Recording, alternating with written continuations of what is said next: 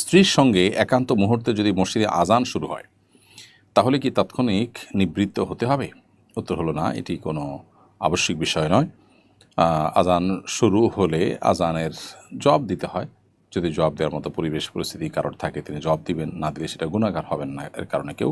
অতএব এরকম একান্ত মুহূর্তে থাকলে আজান হওয়ার কারণে নিবৃত্ত হয়ে যাওয়া বা নিবৃত্ত হয়ে আজানের জবাব দেওয়া এর কোনোটি কিন্তু আবশ্যক নয়। সাবান শ্যাম্পু ছাড়া ফরজ গোসল হবে কিনা? ভাই আবদুল্লাহ, ফরজ গোসলের জন্য সাবান শ্যাম্পুর কোনো প্রয়োজন বা আবশ্যকীয়তা কিংবা বাধ্যবাধকতা নেই। বরং ফরজ গোসল করার জন্য শরীরের নাপাক দূর করার মতো পানি দরকার, যেটা দিয়ে ডুলে আপনি নাপাক যে অংশে কাপড়ের শরীরে যেটা আছে সেটা দূর করবেন। এছাড়া পুরো শরীরের মাথা থেকে পা পর্যন্ত শরীরের সমস্ত অঙ্গ প্রত্যঙ্গগুলো ধৌত করবেন। নাকে পানি দিবেন, কুলি করবেন, কানের যতদূর পর্যন্ত স্বাভাবিকভাবে পানি যায় সেই জায়গা পর্যন্ত পানি পৌঁছানোর চেষ্টা করবেন।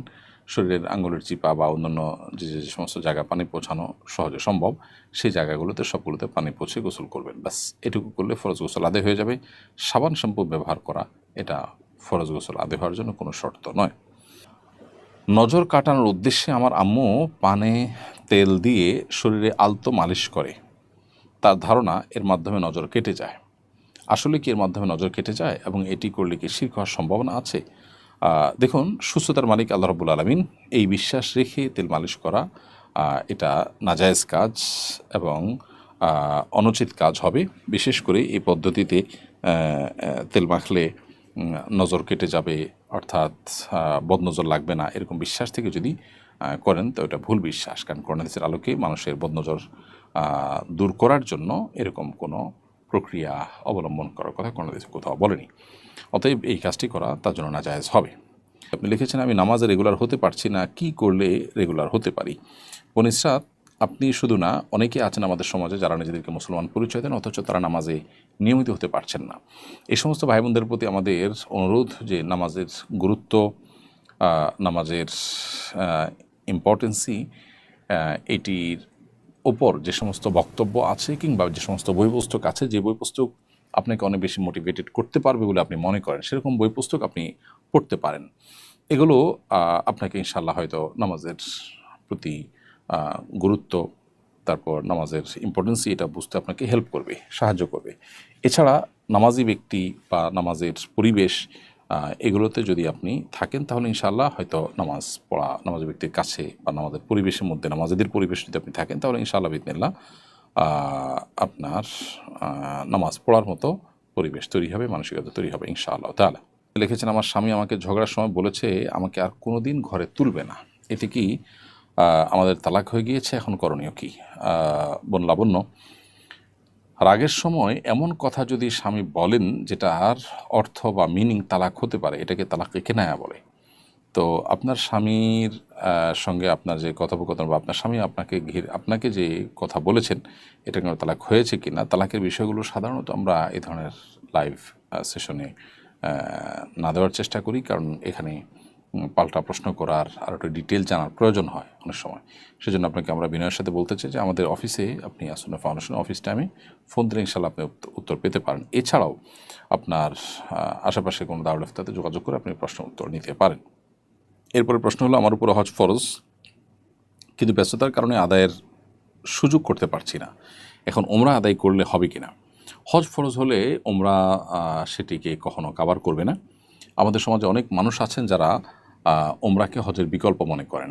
হ্যাঁ, এটা ঠিক যে অনেক আকাবের আসলাফ, অনেক পূর্বসূরীরা ওমরাকে ছোট হজ হিসেবে অভিহিত করেছেন, কিন্তু এর মানে এটা না যে হজের বিকল্প হতে পারে ওমরা কোনোভাবে। সো ওমরা করলেও আপনাকে ফরজ হজ ঠিকই আদায় করতে হবে।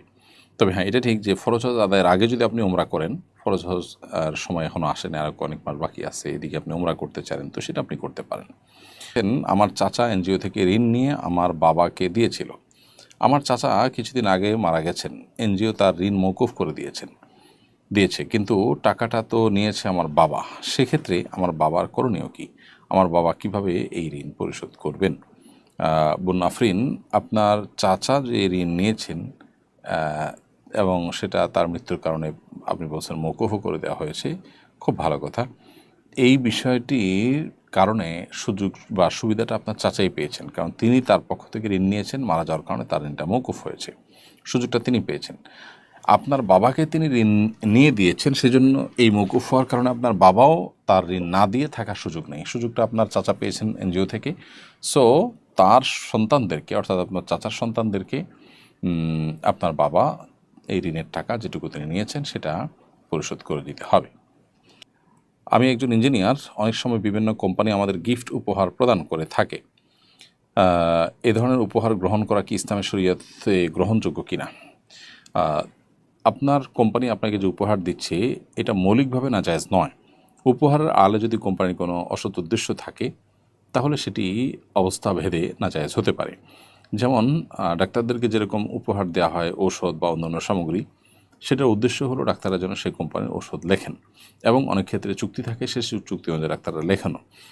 তো রোগীর জন্য যদি প্রপার ওষুধও হয়, তার ওষুধও তিনি সাজেস্ট করেন, তারপরেও কোম্পানি থেকে এর বিনিময় গ্রহণ করা তার জন্য জায়েজ নয়, কারণ তিনি যে ফি নিয়েছেন রোগীর কাছ থেকে, এর ফির বিনিময়ে রোগীর জন্য উপকারী পরামর্শ দেওয়াটা এমনিই তার কর্তব্য, তার নিজস্ব কর্তব্য পালন করে তিনি অন্য কারোর কাছ থেকে আবার পারিশ্রমিক নিতে পারেন না। তো আপনাকে কোম্পানি যে সমস্ত উপহার দিচ্ছে, সেই কোম্পানি উপহারগুলো কেন দিচ্ছে? সাধারণত এগুলো বিভিন্ন উদ্দেশ্যে হয়ে থাকার সম্ভাবনা জোরালো। তো উপহারের নামে যদি ঘুষ দেওয়া হয় এবং ক্লায়েন্টের লাভ হোক লস হোক, আপনি কোম্পানির জিনিস ক্লায়েন্টদেরকে ব্যবহার করতে বলবেন, সাজেস্ট করবেন, সেই জায়গা থেকে আপনাকে যদি ঘুষ দেওয়া হয় তাহলে সেক্ষেত্রে উপহার দেওয়া হয়, সেটা উপহারটা ঘুষের পর্যায়ে চলতে পারে। হলো, আমি একজন ফ্রিল্যান্সার, বিদেশি ক্লায়েন্টদের জন্য ওয়েবসাইট তৈরি করে থাকি। অনেক সময় ক্লায়েন্টরা তাদের ওয়েবসাইটে নারীদের ছবি যুক্ত করতে বলেন। আমি কোনো ছবি বা ভিডিও তৈরি করি না, শুধু ক্লায়েন্টের দেয়া কন্টেন্ট যুক্ত করি। এই কাজ করা শরীয়তসম্মত কিনা? উত্তর হলো যে আপনি ফ্রিল্যান্সিং করছেন, সেটি মৌলিকভাবে কোনো নাজায়েজ কাজ নয়, কিন্তু আপনার ক্লায়েন্ট আপনাকে যে ওয়েবসাইট তৈরি করছে সেখানে আপনার পরনারীর বা আপনার বেপর্দা নারীর ছবি বা তার ফুটেজ এগুলোকে আপনি সেট করতে হচ্ছে, যেটা দেখে মানুষ গুনাহগার হবে। তো এটা একটা শরীয়ত দৃষ্টিকোণ থেকে গুনাহের কথা, এবং এই জাতীয় গুনাহের কাজে আপনি প্রত্যক্ষভাবে তাদেরকে হেল্প করছেন, এই জন্য এটি নাজায়েজ হবে। বরং আপনি অন্য কোনো কাজ খুঁজে নিতে হবে। আমি জানি যে এখন আল্লাহর জমিনটা অনেক সংকীর্ণ ইমানদারদের জন্য, দিনদার মানুষদের জন্য, মুত্তাকি মানুষদের জন্য, কিন্তু জান্নাতে যাওয়ার জন্য তো আমাদের স্যাক্রিফাইস লাগবে। সো আল্লাহ তাআলার কাছে যেন এটা বলতে পারে যে আল্লাহ, তোমাকে সন্তুষ্ট করবার জন্য আমি ক্লায়েন্ট বেছে বেছে কাজ নিতে হয়েছে, এবং যার ফলে আমার উপার্জন অন্যদের চাইতে কম হয়েছে, তার বিনিময়ে আপনি আল্লাহর কাছে জান্নাত প্রত্যাশা করতে পারবেন ইনশাআল্লাহ তাআলা। অমুসলিমদের ধর্মীয় নাম অনুযায়ী বিভিন্ন শহর বা গ্রাম এলাকার নাম হয়ে থাকে, যেমন লক্ষ্মীপুর, হরিরামপুর ইত্যাদি। এগুলো বললে বা শুনলে ইমানে কোনো সমস্যা হবে কিনা? উত্তর না, প্রশ্নই ওঠে না। আপনি কোনো ব্যক্তির নাম উচ্চারণ করলেন, কোরআনে কারিমে তো ফেরাউনের নামও আল্লাহ তাআলা উল্লেখ করেছেন, শুকরের নামও আল্লাহ তাআলা উল্লেখ করেছেন, কুকুর শব্দটি আল্লাহ তাআলা উল্লেখ করেছেন। তো এগুলো যদি উল্লেখ করলেই গুনাহ হয়ে যেত তাহলে আল্লাহ তাআলা এগুলো উল্লেখ করতেন না।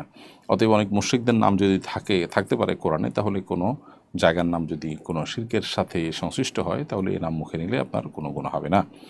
এমনি শাহিন মাহমুদ লিখেছেন, আকিকার ছাগলের বয়স কত হতে হবে, অর্থাৎ সর্বনিম্ন কত বছরের ছাগল দিয়ে আকিকা করা যাবে? ভাই শাহিন আহমদ, আপনার প্রশ্ন উত্তর হলো যে সর্বনিম্ন 1 বছর হতে হবে আকিকার ছাগলের বয়স। 1 বছর হলে সেই ছাগল দিয়ে কোরবানি করা যেমন জায়েজ, সেটা দিয়ে আকিকা করাও জায়েজ হবে।